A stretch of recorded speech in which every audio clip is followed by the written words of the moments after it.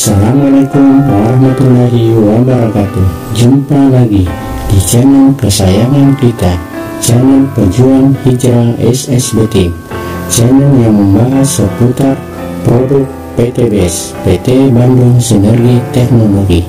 Sebelum lanjut ke update terbaru video dari kami, jangan lupa di subscribe dan nyalakan notifikasi loncengnya agar setiap kali mengupdate video terbaru Anda mendapatkan notifikasinya.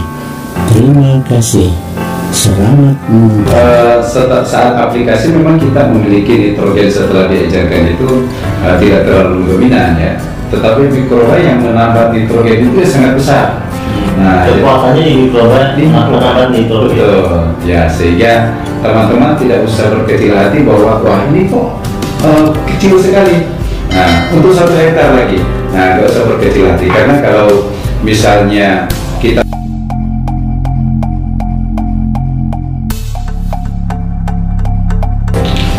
jadi informasi tambahan juga Mas Nur bahwa kebetulan teman-teman ini ya saya diminta bantuan untuk terkait dengan bagaimana riset berkelanjutan terus kita lakukan.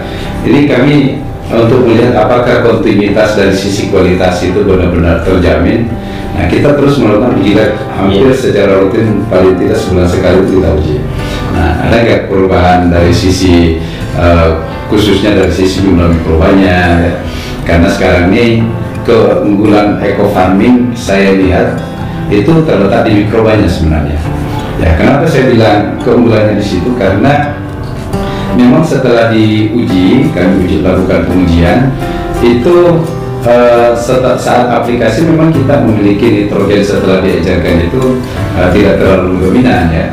Tetapi mikroba yang menambah nitrogen itu sangat besar. Nah, kekuatannya di mikroba menambah nitrogen. Betul. Ya, sehingga teman-teman tidak usah berkecil hati bahwa wah ini kok kecil sekali. Nah, untuk 1 hektar lagi. Nah, nggak usah berkecil hati karena kalau misalnya kita sudah aplikasikan, bayangkan saja bahwa di dalam satu tangki itu yang diaplikasikan ada 7,5 miliar mikroba yang kita berikan. Itu baru satu tangki ya. Artinya baru 50 ml dari 100 ml. Nah, kemudian mungkin saya lanjut terkait dengan aplikasi ya. Ini di lapangan kebiasaan kita teman-teman petani itu kan terkadang menyemprot langkahnya 2 langkah sekali nyemprot gitu ya. Nah, saya ingin menegaskan di sini bahwa hasil riset yang kita lakukan untuk satu tangki kalau misalnya di tanaman padi khususnya atau horti itu harus habis untuk luasan 500 meter persegi. Satu tangki. Jadi nanti dia tipis-tipis langsung gitu. Oh, dia tebal. Itu tebal. Iya, harus habis. Jadi teman-teman kan kadang-kadang 1000 meter itu satu tangki pun belum habis. Oh. Nah, jadi itu tidak maksimal dari sisi hasil, nanti nggak maksimal. Makanya satu tangki diatur harus dihabiskan di luasan 500 persegi. Sehingga untuk 1 hektar itu kita menghabiskan 20 tangki. 1 hektar itu 20 tangki. Nah, sesuai jadi 1 hektar itu. Tapi kalau 1 hektar 20 tangki umumnya teman-teman petani ini yang cerita kan nyemprot biasanya nggak sampai 20 tangki. Itu dia. Makanya mereka nyemprotnya kan 10, 12. Nah, jadi maksud saya begini, kita ingin mendapatkan hasil optimum ya. Kalau mau sekedar mendapatkan hasil sih terserah mau berapa saja. Jadi ini rekomendasi penelitian yang kita sampaikan. Yang kita sampaikan bahwa satu tangki itu sebisa mungkin habiskan untuk 500 meter persegi. Artinya kalau misalnya 20 tangki itu 10.000 meter persegi. Nah, boleh nggak misalnya kita habiskan satu tangki untuk 1000 meter? Ya boleh-boleh saja, tidak ada masalah. Cuma hasilnya berbeda ketika menggunakan satu tangki untuk 500 meter.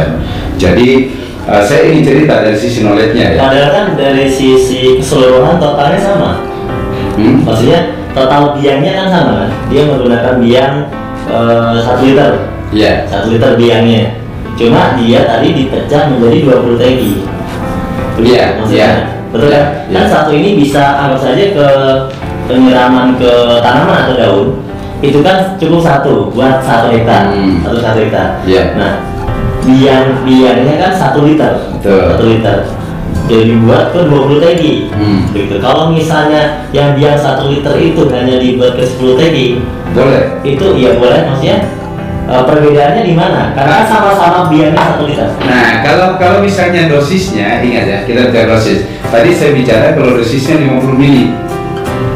Kalau dosisnya 50 mili, maka 1 tangki harus habis untuk 500 mili. Ya. Nah, tapi kalau dosisnya dia tambahkan menjadi 100, nah 1 tangki habis untuk 1000 meter. Oh gitu ya. Iya. Jadi kita kembalikan ke dosis kan. Jadi dibuat tadi mau dibicarakan dosisnya per tangki ya. Per tangki, ya. Jadi nanti apa perbedaannya? Sebenarnya hampir tidak ada perbedaan. Hampir dalam arti bahwa jumlah mikroba yang kita berikan ke tanaman yang juga nanti akan jatuh ke tanah itu sama. Ya, sama karena dalam 100 mili ini kan ada sekitar 15 miliar mikroba yang ada di dalamnya.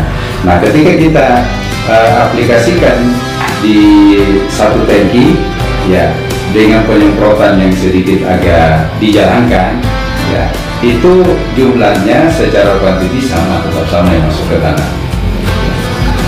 Jadi tidak ada masalah kalau petani ingin mengurangi ya,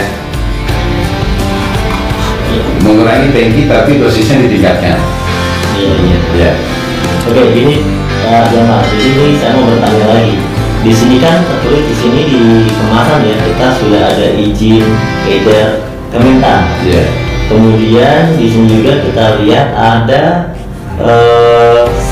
logo sertifikasi organik ya dari Innovis. Ini seperti apa penjelasannya? Iya, baik. Jadi ini Mas Nur, saya sendiri selaku orang Kementerian Pertanian tidak akan mau memberikan advice kepada eco farming ketika tidak ada izin edarnya. Ya, karena izin edar ini adalah mutlak. Artinya apa? Izin edar itu keluar pertama ketika sudah diuji kualitas, diuji laboratorium.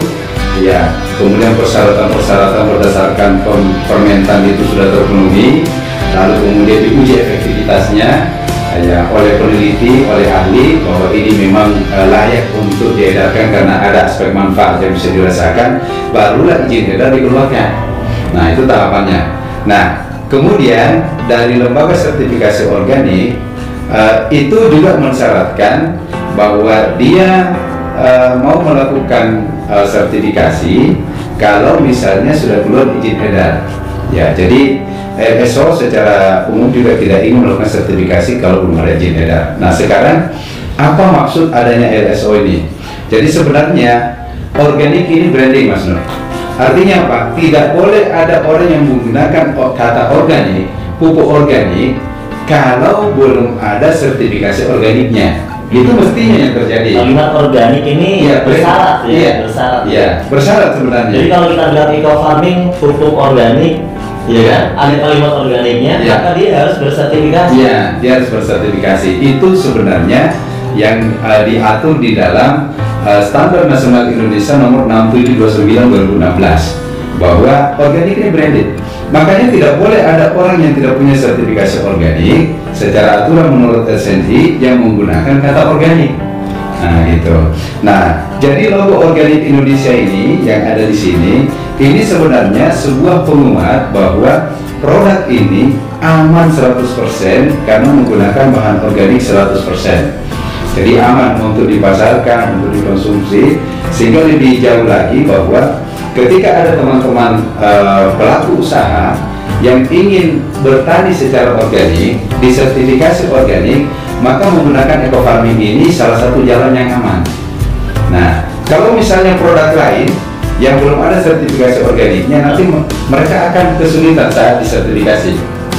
Karena kalau misalnya LSO turun, anggaplah misalnya Mas Nur punya lahan sawah ya, saya mengajukan sertifikasi bahwa ini lahan saya sudah organik, hasilnya layak untuk dipasarkan bahwa ini beras organik. Nah, apa syaratnya bahwa beras ini bisa dikatakan organik? Yang pertama, dia harus memiliki logo organik Indonesia. Siapa yang mengeluarkan logo organik ini? Lembaga sertifikasi organik. Ya, kalau tidak salah kita baru kurang lebih ada sekitar 12 di Indonesia LSO. Nah, Setelah itu, apa yang harus dilakukan LSO agar logo ini dia bisa sematkan di kemasan? Maka dia harus melakukan namanya inspeksi. Jadi aturannya itu kita selaku pemilik mengajukan untuk disertifikasi, ada syarat-syarat yang harus dipenuhi. Setelah itu mereka melakukan inspeksi. Nah, salah satu di antara yang mereka tanyakan nanti adalah pupuk organiknya buat sendiri atau pakai pabrikan. Ditanya ya. Ditanya.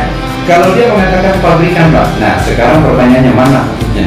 Dia kan lihat, loh, ini kok nggak ada organiknya. Nah, maka dia akan meminta coba telusuri ke pabriknya apakah benar bahan-bahannya itu 100% organik. Kalau sudah ada logo, kalau sudah ada nggak perlu lagi, ini 100%. Oh ya, ini bahannya berarti sudah organik. Oke. Nah, kalau yang lain sudah bersyarat, pupuknya tinggal pupuknya, maka otomatis nanti LSO akan memberikan sertifikasi bahwa ini berasnya organik. Kalau misalnya pupuknya bukan dari pabrikan, tadi jawabannya. Ya, kalau bukan dari pabrikan biasanya kan mereka buat sendiri. Buat sendiri. Ya, sendiri kan mereka langsung memperlihatkan bahannya. Saya pakai misalnya kotoran ternak, air cicak beras, misalnya gitu kan. Oh ya berarti aman. Nah, gitu. Karena mereka mampu menunjukkan keorganikannya.